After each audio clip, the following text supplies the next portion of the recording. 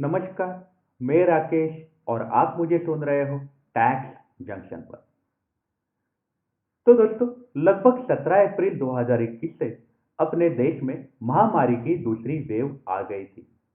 Cases बढ़ते गए तो उसी के चलते कई शहरों में लॉकडाउन भी अनाउंस किया गया। अगर लॉकडाउन अनाउंस किया तो उसकी मार पड़ती है सेल्फ एम्प्लॉयड लोगों पे।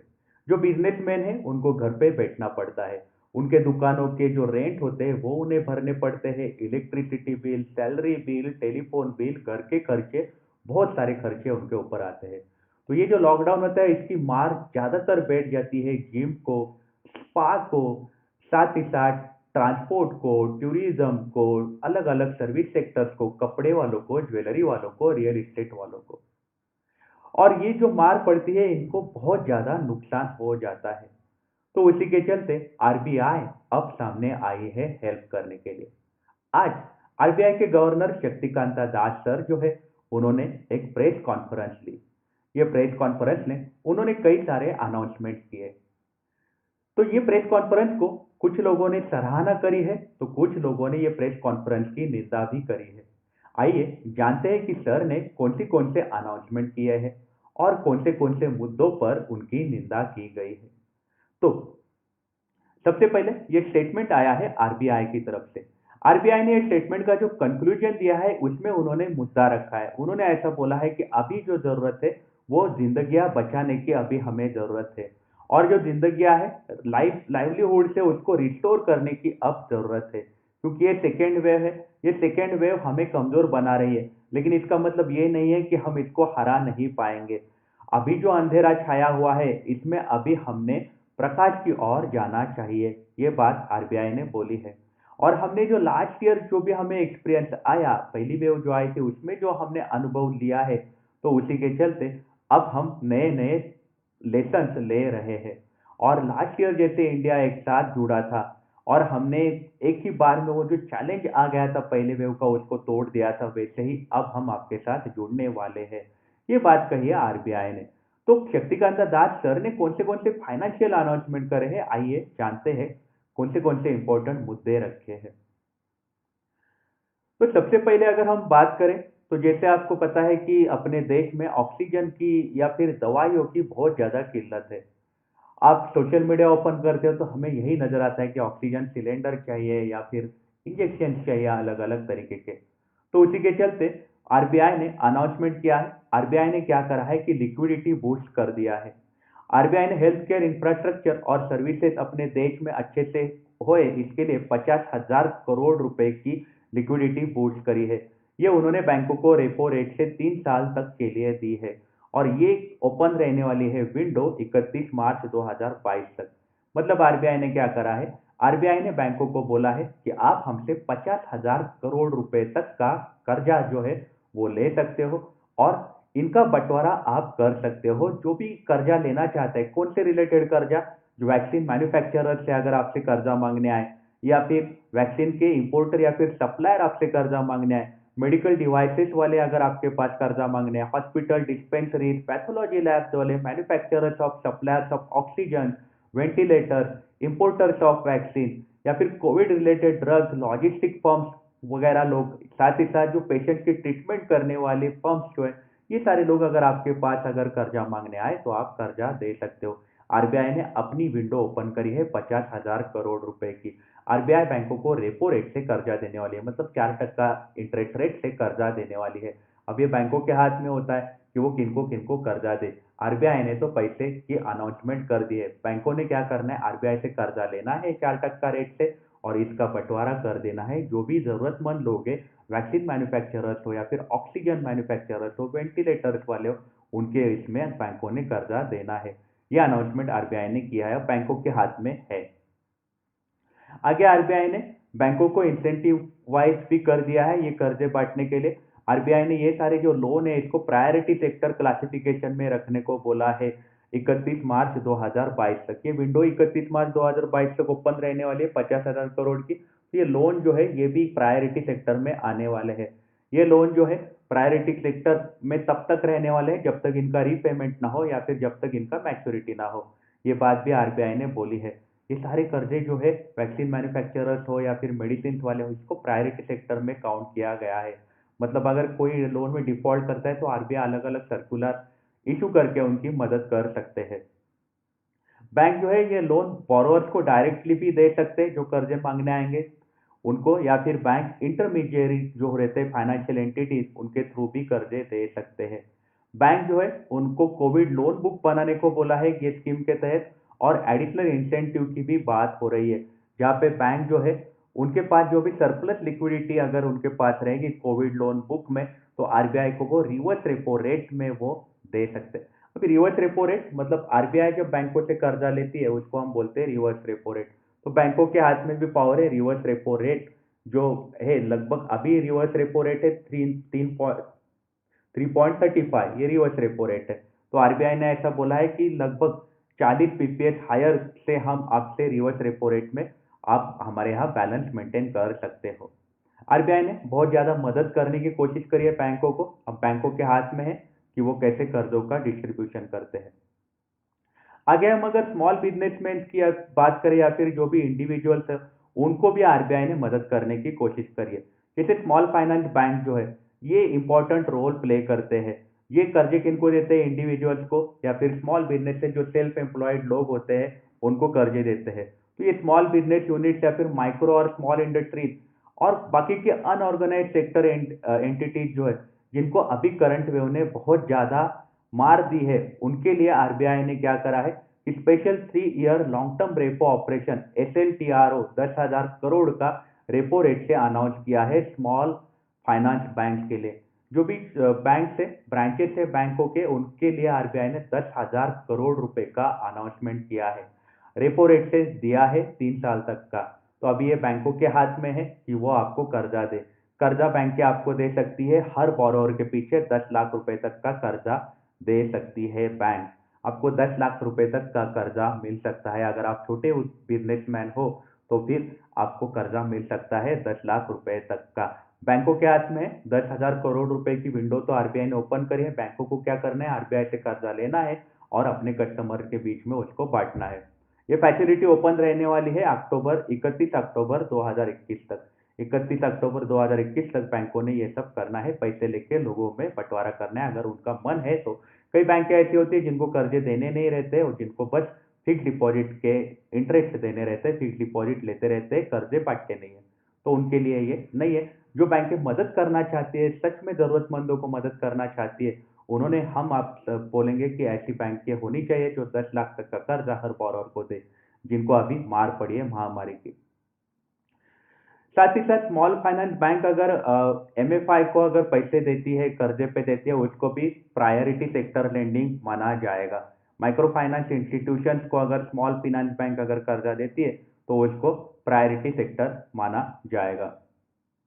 क्योंकि ये जो पैंडेमिक आया है इसमें लिक्विडिटी पोजीशन है, जो एमएफआई होती है जो एमएसएमई वगैरह को कर्जे देती है, इंडिविजुअल बारोअर्स को कर्जे देती है, तो उसको प्रायोरिटी सेक्टर माना गया है। आगे हम बात करते हैं कि एमएसएमई वाले जो बिजनेसमैन है उनको क्या कर्जे मिलने वाले हैं। तो इसमें आरबीआई ने बोला है कि ये जो इंसेंटिव क्रेडिट फ्लो जो है माइक्रो स्मॉल या फिर मीडियम एंटरप्राइज वाले बोरोअर्स जिनको फरवरी 2021 में कमर्शियल बैंकों को ऐसा बोला गया था कि आपके जो भी नए एमएसएमई बोरोअर्स रहेंगे, जैसे आरबीआई जो होती है उनके पास बैंकों ने कैश रिजर्व रेशियो रखना होता है, सीआरआर हम उसको बोलते हैं। तो बैंकों को अगर कैश रिजर्व रेशियो रखना होता है तो उनको कैलकुलेशन के लिए net demand and time liabilities का कैलकुलेशन होता है। तो उसमें आरबीआई ने बोला था कि आपके जो नेट डिमांड या टाइम लायबिलिटीज है उसमें आप एमएसएमई वाले लोन आप काउंट नहीं करोगे। तो एमएसएमई वाले लोन जो है वो उसमें से डिडक्ट नहीं हो रहे थे। तो आरबीआई ने ये बात बोली है कि शेड्यूल कमर्शियल बैंक जो है उनको डिडक्ट करने के लिए अलाउड किया था नए एमएसएमई लोन नेट डिमांड और टाइम लायबिलिटीज में से।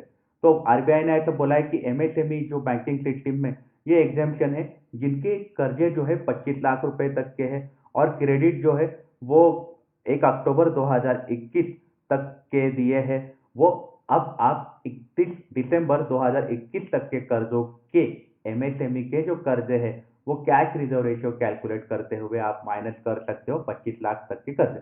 अब इसका फायदा क्या होगा, इससे क्या होगा कि बैंकों के पास कैश रिजर्व रेशियो जो बैंकों को रखना है आरबीआई के पास, वो उनको ज्यादा पैसे रखने की जरूरत नहीं पड़ेगी। बैंकों के पास ज्यादा पैसे रहेंगे ताकि बैंक जो है वो एक्स्ट्रा पैसे उनके जेब में रहेंगे, उसका वो बंटवारा बोरोवर्स के बीच में, अपने कस्टमर्स के बीच में कर पाए। इसलिए आरबीआई ने ये सहूलियत दी है बैंकों को। एमएसएमई बोरोवर्स को कर्जे दिए तो वो उसका डिडक्शन कर सकते हो, ताकि आपको कैश रिजर्व रेशियो जो है हमारे पास कम रखना है, आरबीआई ने ऐसा बैंकों को बोला है। अब ये बैंकों के हाथ में होता है कि वो ज्यादा से ज्यादा कर्ज कस्टमर्स को दे। आगे बात आती है कि फ्रेमवर्क जो है 2.0 कोविड रिलेटेड, जैसे सेकेंड वेव आई है तो स्ट्रेस एसेट जो इंडिविजुअल्स और स्मॉल बिजनेस और एमएसएमई, इसमें लोगों ने इसको ये बोला है क्योंकि लोगों को ये वाला मुद्दे जो है ये पसंद नहीं आए। क्योंकि बहुत लोगों का कहना है कि आरबीआई ने रीस्ट्रक्चरिंग वैसे वाले मुद्दे रखे, इससे अच्छा आरबीआई जो होती लोन मोरेटोरियम में अनाउंस करती थी या फिर इंटरेस्ट रेट है उसमें कंसेशन देती थी, तो ज्यादा हमें बेनिफिशियल होता था। यहाँ पे आरबीआई ने कंसेशन दिया है कोविड 19 पैंडेमिक का जो रिसेंट वीक में जो हो गए, उसके कारण आरबीआई ने एमएसएमई और स्मॉल बिजनेसेस को कंसेशन देने की कोशिश करी है। तो आरबीआई ने यहाँ पे एक अलग अलग मेजर्स अनाउंस किए हैं। तो सबसे पहले आरबीआई ने ऐसा बोला है कि बोरोअर जो भी इंडिविजुअल्स या फिर स्मॉल बिजनेसेस या फिर एमएसएमई जिनका एग्रीगेट एक्सपोजर, जिनके कर्जे 25 करोड़ रुपए तक के हैं और जिन्होंने पहले रिस्ट्रक्चरिंग नहीं लिया था, मतलब पहला जो वेव आया था 6 अगस्त 2020 के दरमियान, एक 10 वाला, जिन्होंने रिस्ट्रक्चरिंग नहीं लिया था और जो क्लासिफाइड है एज अ स्टैंडर्ड 31 मार्च 2021, उनको बोला है कि आप रिस्ट्रक्चरिंग के लिए अप्लाई कर सकते हो। और ये जो है रिस्ट्रक्चरिंग 90 दिन के अंदर आप अप्लाई कर सकते हो। अभी ये क्या है एग्जैक्टली यहाँ पे ये है कि आरबीआई ने ऐसा बोला है कि अगर आप 31 मार्च 2021 को स्टैंडर्ड असेट हो, मतलब आपके लोन जो है आपने ईएमआई सारे टाइम पे भरे हुए हैं, तो ये पहला कंडीशन, और आपने लास्ट ईयर अपना लोन अगर रिस्ट्रक्चरिंग नहीं करके लिया है तो आप ये साल रिस्ट्रक्चरिंग अपने लोन का अप्लाई कर सकते हो। ये बात आरबीआई ने बोली है। तो इसकी बहुत ज्यादा निंदा करी गई है। रिस्ट्रक्चरिंग की अगर आप बात करें तो लास्ट ईयर रिस्ट्रक्चरिंग किए हैं लोगों ने, इसका मतलब ये तो नहीं होगा कि ये साल रिस्ट्रक्चर नहीं करना चाहिए, ये साल भी लोगों को दिक्कत सेम तरीके की ही हो रही है। तो आरबीआई ने इसमें रिस्ट्रक्चरिंग जैसी प्रोसेस लाई है। पहली बात तो यह है कि रिस्ट्रक्चर करने को ही बहुत ज्यादा टाइम जाता है, लेंदी प्रोसेस होती है, बहुत सारे लेटर लिखने होते हैं, हम ब्रांच मैनेजर के पास जाते हैं, ब्रांच मैनेजर ऊपर अपना लेटर भेजता है, वहां से आपको ब्रांच मैनेजर को अप्रूवल आता है, बहुत सारी अर्जी देनी पड़ती है। तो ऐसे करने से अच्छा आरबीआई सीधा अनाउंस करते थे कि आपको इंटरेस्ट का कंसेशन दे रहे हैं, या फिर सीधा आपको मोरेटोरियम पीरियड देते थे। ये बात बिजनेस की तरफ से की जा रही है। ये रिस्ट्रक्चरिंग और ये ऐसे लोगों को दिया गया है जो स्टैंडर्ड असेट थे 31 मार्च 2021 को, अगर आपका अकाउंट स्टैंडर्ड है तो ही आपको रिस्ट्रक्चरिंग मिलेगा। 31 मार्च 2021 को अगर स्टैंडर्ड होना है तो ऐसा आप आरबीआई ने एक्चुअली समझने की जरूरत थी कि लास्ट ईयर लोगों के बिजनेसेस की क्या हालत हुई थी। जैसे जिम वाले, सलून वाले हो गए, स्पा वाले हो गए, ट्रांसपोर्ट वाले हो गए, टूरिस्ट वाले हो गए, रियल एस्टेट वाले हो गए, बहुत सारे बिजनेसेस थे जिनकी हालत, ये होटल वाले, रेस्टोरेंट वाले, हालत ऑलरेडी खराब थे। आप उनसे उम्मीद कर रहे हो कि आप स्टैंडर्ड एसेट हो 31 मार्च को तो ही आपको रिस्ट्रक्चरिंग मिलेगा। तो ये सारी गलत बातें लोगों को, बिजनेसेस को लग रही है। साथ ही साथ आरबीआई ने रिस्ट्रक्चरिंग की बात करते हुए ऐसा भी बोला है कि जो इंडिविजुअल बोरोअर्स या फिर स्मॉल बिजनेसेस जिन्होंने लास्ट ईयर रिस्ट्रक्चरिंग करके लिया है और रिजोल्यूशन प्लान जो है मोरेटोरियम उन्होंने लेस देन 2 साल से अंदर का मोरेटोरियम उन्होंने लिया है, तो लेंडिंग इंस्टीट्यूशन है, जो भी बैंक है, मतलब आपने लास्ट ईयर आपका रिस्ट्रक्चरिंग लिया है, आपका मोरेटोरियम पीरियड आपका 2 साल के अंदर है, तो जो बैंक है वो आपका मोरेटोरियम एक्सटेंड कर सकती है 2 साल तक के लिए। तो ये बात भी बोली गई है। तो आपको रिस्ट्रक्चरिंग करना के लिए आपको टेन्योर बढ़ा के मिल सकता है आपके लोन का, या तो आपको मोरेटोरियम एक्सेस मिल सकता है अगर आपने लास्ट ईयर लोन रिस्ट्रक्चर करके लिया है तो।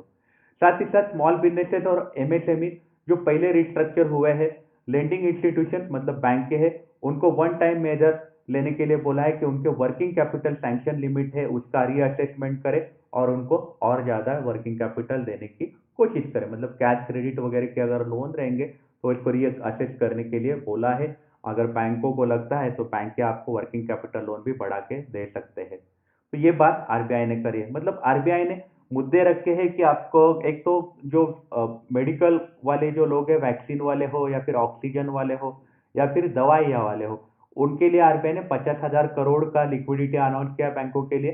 स्मॉल बिजनेसेस वालों के लिए 10,000 करोड़ का लिक्विडिटी अनाउंस किया बैंकों के लिए। बैंकों ने कर्जे देने हैं 10 लाख पर borrower के हिसाब से, अगर बैंक चाहे तो दे सकते हैं। बैंकों को रेपो रेट से मतलब 4% रेट से कर्जा मिलने वाला है। साथ ही साथ एमएसएमई के लिए बैंकों को बोला गया है कि आपको हमारे पास ज्यादा कैश रिजर्व रेशियो रखने की जरूरत नहीं है। कैश रिजर्व रेशियो कैलकुलेट करते हुए एमएसएमई के कर्जे आप माइनस कर सकते हो। तो बचा हुआ बैलेंस ही आप कैश रिजर्व रेशियो रखो, तो बैंकों के पास ज्यादा पैसा रहेगा, बैंक की ज्यादा कर्जा बांट सकती है। साथ ही साथ बैंकों को बोला गया है कि एमएसएमई जो के रिस्ट्रक्चरिंग करने की बात भी सामने आ रही है। 31 मार्च 2021 को आप स्टैंडर्ड होने चाहिए, और लास्ट ईयर अगर आपने रिस्ट्रक्चरिंग नहीं किया हो तो आप ये साल रिस्ट्रक्चर कर सकते हो। अगर लास्ट ईयर आपने रिस्ट्रक्चर किया है तो आपका मोरेटोरियम अगर 2 साल के अंदर का है तो फिर आप ये साल आप बैंकों के पास जाके रिक्वेस्ट कर सकते हो और अपने लोन का टेन्योर बढ़ा के ले सकते हो। आप तो एक्स्ट्रा मोरेटोरियम मांग सकते हो। बैंक अपने कस्टमर के जो उसके अकाउंट के प्रोग्रेस के हिसाब से अनाउंस कर सकती है। आपके वर्किंग कैपिटल लोन का भी रीअसेसमेंट करने को बोला गया है। रही बात केवाईसी की, तो केवाईसी कंप्लायंस के लिए आरबीआई ने बोला है कि आपके अगर केवाईसी कंप्लायंस अगर नहीं हुए तो 31 दिसंबर 2021 तक का आपको टाइम दिया गया है। लेकिन आरबीआई ने यहाँ पे बोला है कि केवाईसी अगर कंप्लायंस अनलेस आपको कोई अदर रीजन मतलब रेगुलेटर या फिर एनफोर्समेंट एजेंसी या फिर कोर्ट ने अगर बोला है केवाईसी कंप्लाई करो तो वो बात अलग है।